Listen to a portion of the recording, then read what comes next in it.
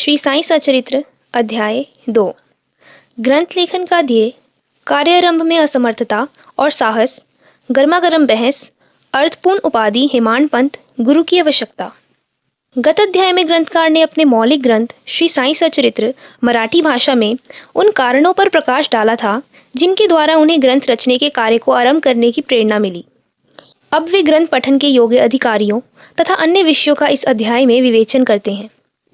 ग्रंथ लेखन का हेतु, किस प्रकार विसूचिका हैजा के रोग के प्रकोप को आटा पीसकर तथा उसे ग्राम के बाहर फिकवा कर रोका तथा उसका उन्मूलन किया। बाबा की इस लीला का प्रथम अध्याय में वर्णन किया जा चुका है। मैंने और भी लीलाएं सुनी जिससे मेरे हृदय को अति आनंद हुआ और यही आनंद का स्तोत्र काव्य रूप में प्रकट हुआ। मैंने यह भी सोचा कि इन महान आश्चर्यजनक लीलाओं का वर्णन बाबा के भक्तों के लिए मनोरंजक एवं शिक्षाप्रद सिद्ध होगा तथा उनके पाप समूल नष्ट हो जाएंगे। इसीलिए मैंने बाबा की पवित्र जीवन गाथा और उनके मधुर उपदेशों का लेखन प्रारंभ कर दिया। श्री साईं की जीवनी न तो उलझनपूर्ण है और न संकीर्ण ही, वरन सत्य और आध्यात्मिक मार्ग का वास्तविक दिग्दर्शन कराती है। कार्य आरंभ करने में असमर्थता और साहस।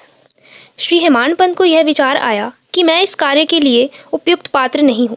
मैं तो अपने परम मित्र की जीवनी से भी भली भांति परिचित नहीं हूँ और ना ही अपनी प्रकृति से। तब फिर मुझ सरीखा मूढ़मति भला एक महान संत पुरुष की जीवनी लिखने का दुस्साहस कैसे कर सकता है। अवतारों की प्रवृत्ति के वर्णन में वेद भी अपनी असमर्थता प्रकट करते हैं। किसी संत का चरित्र समझाने के लिए स्वयं को पहले संत होना नितांत आवश्यक है। फिर मैं तो उनका गुणगान करने के सर्वथा अयोग्य ही हूँ। संत की जीवनी लिखने में एक महान साहस की आवश्यकता है और कहीं ऐसा न हो कि चार लोगों के समक्ष हास्य का पात्र बनना पड़े। इसीलिए श्री साईं बाबा की कृपा प्राप्त करने के लिए मैं ईश्वर से प्रार्थना करने लगा। महाराष्ट्र के संत श्रेष्ठ श्री ज्ञानेश्वर महाराज का कथन है कि संत चरित्र के रचयिता से परमात्मा अति प्रसन्न होता है। तुलसीदास जी ने भी कहा है कि साधु चरित शुभ सरिस कपासु, निरस विशद गुणमय फल जासु, जो सही दुख पर छिद्र दुरावा, वंदनीय जेहि जग जस पावा। भक्तों को भी संतों की सेवा करने की इच्छा बनी रहती है। संतों की कार्य पूर्ण करा लेने की प्रणाली भी विचित्र ही है। यथार्थ प्रेरणा तो संत ही किया करते हैं, भक्त तो निमित्त मात्र, या कहिए कि कार्य पूर्ति के लिए एक यंत्र मात्र है। उदाहरणार्थ, शक संवत 1700 में कवि महीपति को संत चरित्र लेखन की प्रेरणा हुई। ईश्वर ने संतों में अतः प्रेरणा पैदा की और कार्य पूर्ण हो गया। इसी प्रकार शक संवत 1800 में श्री दासगणों की सेवा स्वीकार हुई। महीपति ने 4 काव्य रचे, भक्त विजय, संत विजय, भक्त लीलामृत और संत लीलामृत। दासगणों ने केवल 2, भक्त लीलामृत और संत कथामृत, जिसमें आधुनिक संतों के चरित्रों का वर्णन है। भक्त लीलामृत के अध्याय 31, 32 और 33 तथा संत कथामृत के 57वें अध्याय में श्री साईं बाबा की मधुर जीवनी तथा मूल्य उपदेशों का वर्णन सुंदर एवं रोचक ढंग से किया गया है। इनका उद्धरण श्री साईं लीला पत्रिका के अंक 11, 12 और 18 में दिया गया है। पाठकों से इनके पठन का अनुरोध है। इसी प्रकार श्री साईं बाबा की अद्भुत लीलाओं का वर्णन एक बहुत सुंदर छोटी सी पुस्तिका श्री साईनाथ भजनमाला में किया गया है। इसकी रचना बांद्रा की श्रीमती सावित्रीबाई रघुनाथ तेंदुलकर ने की है। श्री दासगणु महाराज ने भी श्री साईं बाबा पर कई मधुर कविताओं की रचना की है। एक और भक्त अमीदास भवानी मेहता ने भी बाबा की कुछ कथाओं को गुजराती में प्रकाशित किया है। साईं प्रभा नामक पत्रिका में भी कुछ लीलाएं शिरडी के दक्षिणा भिक्षा संस्थान द्वारा प्रकाशित की गई हैं। अब प्रश्न यह उठता है कि जब श्री साईनाथ महाराज के जीवन पर प्रकाश डालने वाला इतना साहित्य उपलब्ध है, फिर और एक ग्रंथ साईं सचरित्र रचने की आवश्यकता ही कहाँ पैदा होती है। इसका उत्तर केवल यही है कि श्री साईं बाबा की जीवनी सागर के सदृश अगाध, विस्तृत और अथाह है। यदि उसमें गहरे गोते लगाए जाए तो ज्ञान एवं भक्ति रूपी अमूल्य रत्नों की सहज ही प्राप्ति हो सकती है, जिससे मुमुक्षुओं को बहुत लाभ होगा। श्री साईं बाबा की जीवनी, उनके दृष्टांत एवं उपदेश महान आश्चर्य से परिपूर्ण है। दुख और दुर्भाग्यग्रस्त मानवों को इनसे शांति और सुख प्राप्त होगा तथा लोक व परलोक में श्रेयस की प्राप्ति होगी। यदि श्री साईं बाबा के उपदेशों का, जो कि वैदिक शिक्षा के समान ही मनोरंजक और शिक्षाप्रद है, ध्यानपूर्वक श्रवण एवं मनन किया जाए तो भक्तों को अपने मनोवांछित फल की प्राप्ति हो जाएगी। अर्थात ब्रह्म से भिन्नता, अष्टांग योग की सिद्धि और समाधि की प्राप्ति सरलता से हो जाएगी। यह सोचकर ही मैंने चरित्र की कथाओं को संकलित करना प्रारंभ कर दिया। साथ ही यह विचार भी आया कि मेरे लिए सबसे उत्तम साधना भी केवल यही है। जो भोले भोले प्राणी श्री साईं बाबा के दर्शनों से अपने नेत्र सफल करने के सौभाग्य से वंचित रहे हैं, उन्हें यह चरित्र अति आनंददायक प्रतीत होगा। अतः मैंने भी अपना अहंकार उनके श्री चरणों पर न्यौछावर कर दिया। मैंने सोचा कि अब मेरा पथ अति सुगम हो गया है और बाबा मुझे इहलोक और परलोक में सुखी बना देंगे। मैं स्वयं बाबा की आज्ञा प्राप्त करने का साहस नहीं कर सकता था। अतः मैंने श्री माधवराव उपनाम श्यामा से, जो कि बाबा के अंतरंग भक्तों में से थे, इस हेतु प्रार्थना की। उन्होंने इस कार्य के निमित्त श्री साईं बाबा से विनम्र शब्दों में इस प्रकार प्रार्थना की। ये अन्ना साहेब आपकी जीवनी लिखने के लिए अति उत्सुक है, परंतु आप कृपया ऐसा न कहना कि मैं तो एक फकीर हूँ तथा मेरी जीवनी लिखने की आवश्यकता ही क्या है। आपकी केवल कृपा और अनुमति से ही ये लिख सकेंगे, अथवा आपके श्री चरणों का पुण्य प्रताप ही इस कार्य को सफल बना देगा। आपकी अनुमति तथा आशीर्वाद के अभाव में कोई भी कार्य यशस्वी नहीं हो सकता। यह प्रार्थना सुनकर बाबा को दया आ गई। उन्होंने आश्वासन और ऊदी देकर अपना वरद हस्त मेरे मस्तक पर रखा और कहने लगे कि इन्हें जीवनी और दृष्टांतों को एकत्रित कर लिपिबद्ध करने दो। मैं इनकी सहायता करूंगा। मैं स्वयं ही अपनी जीवनी लिखकर भक्तों की इच्छा पूर्ण करूंगा, परंतु इनको अपना अह त्याग कर मेरी शरण में आना चाहिए। जो अपने जीवन में इस प्रकार आचरण करते हैं, उसकी मैं अत्यधिक सहायता करता हूँ। मेरी जीवन कथाओं की बात तो सहज है। मैं तो इन्हें घर बैठे अनेक प्रकार से सहायता पहुँचाता हूँ। जब इनका अह पूर्णतः नष्ट हो जाएगा और खोजने पर लेश मात्र भी न मिलेगा, तब मैं इनके अंतःकरण में प्रकट होकर स्वयं ही अपनी जीवनी लिखूंगा।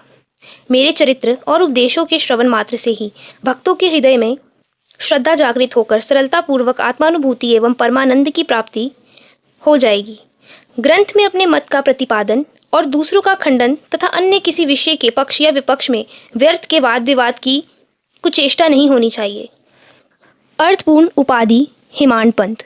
वाद विवाद शब्द से हमको स्मरण हो आया है कि मैंने पाठकों को वचन दिया है कि हेमांड पंत उपाधि किस प्रकार प्राप्त हुई, इसका वर्णन करूंगा। अब मैं उसका वर्णन करता हूँ। श्री काका साहेब दीक्षित व नाना साहेब चांदोरकर मेरे अति घनिष्ठ मित्रों में से थे। उन्होंने मुझसे शिरडी जाकर श्री साईं बाबा के दर्शनों का लाभ उठाने का अनुरोध किया। मैंने उन्हें वचन दिया, परंतु कुछ बाधा आ जाने के कारण मेरी शिरडी यात्रा स्थगित हो गई। मेरे एक घनिष्ठ मित्र का पुत्र लोनावला में रोगग्रस्त हो गया था। उन्होंने सभी संभव आदि भौतिक और आध्यात्मिक उपचार किए, परंतु सभी प्रयत्न निष्फल हुए और ज्वर किसी प्रकार भी कम न हुआ। यह घटना देखकर मुझे विचार आया कि जब गुरु एक बालक के प्राणों की भी रक्षा करने में असमर्थ है, तब उनकी उपयोगिता ही क्या है। और जब उनमें कोई सामर्थ्य ही नहीं, तब फिर शिरडी जाने से क्या प्रयोजन। ऐसा सोचकर मैंने यात्रा स्थगित कर दी, परंतु जो होना है वह तो होकर ही रहेगा, और वह इस प्रकार हुआ। प्रतांधिकारी नाना साहेब चांदोरकर बसई के दौरे पर जा रहे थे। वे ठाणा से दादर पहुंचे तथा बसई जाने वाली गाड़ी की प्रतीक्षा कर रहे थे। उसी समय बांद्रा लोकल आ पहुंची, जिसमें बैठकर वे बांद्रा पहुंचे तथा शिरडी यात्रा स्थगित करने के लिए मुझे आड़े हाथों लिया। नाना साहेब का तर्क मुझे उचित तथा सुखदायी प्रतीत हुआ और इसके फलस्वरूप मैंने उसी रात्रि शिरडी जाने का निश्चय किया और सामान बांधकर शिरडी को प्रस्थान कर दिया। मैंने सीधे दादर जाकर वहां से मनमाड़ की गाड़ी पकड़ने का कार्यक्रम बनाया। इस निश्चय के अनुसार मैंने दादर जाने वाली गाड़ी के डिब्बे में प्रवेश किया। गाड़ी छूटने ही वाली थी कि इतने में एक यवन मेरे डिब्बे में आया और मेरा सामान देखकर मुझसे मेरा गंतव्य स्थान पूछने लगा। मैंने अपना कार्यक्रम उसे बतला दिया। उसने मुझसे कहा कि मनमाड़ की गाड़ी दादर पर खड़ी नहीं होती, इसीलिए सीधे बोरी बंदर से होकर जाओ। यदि यह एक साधारण सी घटना घटित न हुई होती तो मैं अपने कार्यक्रम के अनुसार दूसरे दिन शिरडी न पहुंच सकने के कारण अनेक प्रकार की शंका कुशंकाओं से घिर जाता, परंतु ऐसा घटना ना था। भाग्य ने साथ दिया और दूसरे दिन 9 से 10 बजे के पूर्व ही मैं शिरडी पहुंच गया। यह सन 1910 की बात है, जब प्रवासी भक्तों के ठहरने के लिए साठेवाड़ा ही एकमात्र स्थान था। तांगे से उतरने पर मैं साईं बाबा के दर्शन के लिए बड़ा ललायित था। उसी समय भक्त प्रवर श्री तात्या साहेब नूलकर मस्जिद से लौटे ही थे। उन्होंने बतलाया कि इस समय श्री साईं बाबा मस्जिद के मोड़ पर ही है, अभी केवल उनका प्रारंभिक दर्शन ही कर लो और फिर स्नानादि से निवृत्त होने के पश्चात सुविधा से भेंट करने जाना। यह सुनते ही मैं दौड़कर गया और बाबा की चरण वंदना की। मेरी प्रसन्नता का पारावार न रहा। मुझे क्या नहीं मिल गया था।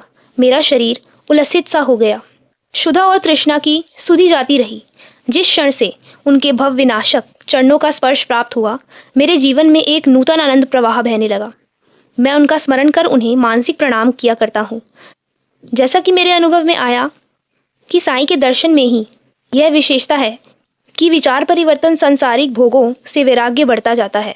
केवल गत जन्मों के अनेक शुभ संस्कार एकत्रित होने पर ही ऐसा दर्शन प्राप्त होना सुलभ हो सकता है।